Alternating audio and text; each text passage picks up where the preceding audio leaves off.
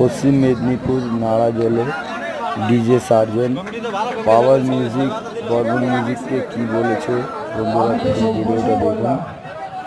আর এখানে দেখতে পাচ্ছেন প্রচুর ভিড় আছে, এটা নাড়াজল আমডাঙ্গা। পাওয়ার মিউজিক বর্মন মিউজিককে নিয়ে কি বলেছে ডিজে সার্জেন, পুরো ভিডিওটা দেখুন।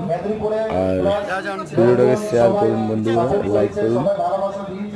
সেই জন্য এই কাজটা সাকসেস হয়েছে, সম্পূর্ণভাবে শেষ হয়েছে, মানে ভালোভাবে যাকে বলা হয় বাংলাতে।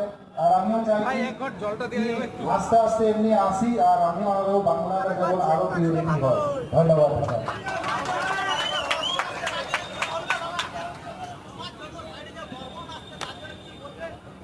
দাদা, আই লাভ মিউজিক। চাই বর্মন হোক, পাওয়ার হোক, পঙ্কজ হোক, মানে আলাদা আলাদা যত জায়গার হোক, সবাই আমরা একটা জিনিস থেকে জড়িত আছি, মিউজিক।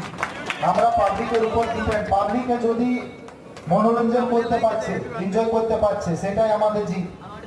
আজ আমি আছি, কাল থাকবো, না থাকবো, কাল আলাদা আলাদা আরো সেটা আসবে, নতুন নতুন সময় হিসাবে, জেনারেশন হিসাবে চেঞ্জ হবে। তো সেইটা নিয়ে কিছু জন কন্ট্রোভার্সি করে ওটাকে আমি কোনো আলাদা সাপোর্ট করি না। আর এই সময় আমি আরেকটা জিনিস, আমার চ্যানেল আজ তো কোনো সেটা দিয়ে খারাপ তুমি ভিডিও আপলোড দেখতে পাই না।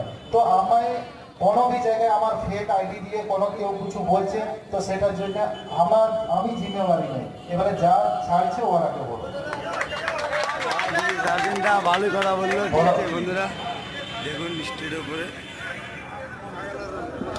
সার্জেন।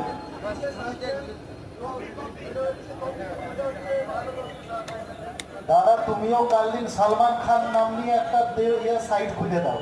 তো সালমান খানকে কি লোকে বলবে যে সাইটটা খুলেছে?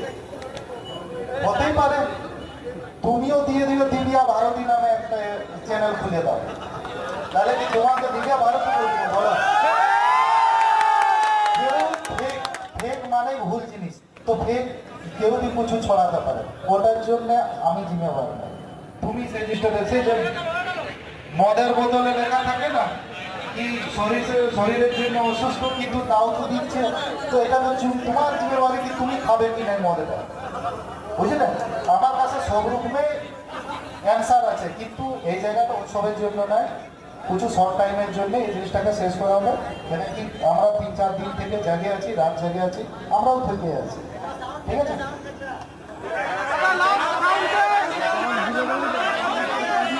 এতজন চিল্লালে কিসে বুঝবো? 10টা মুখে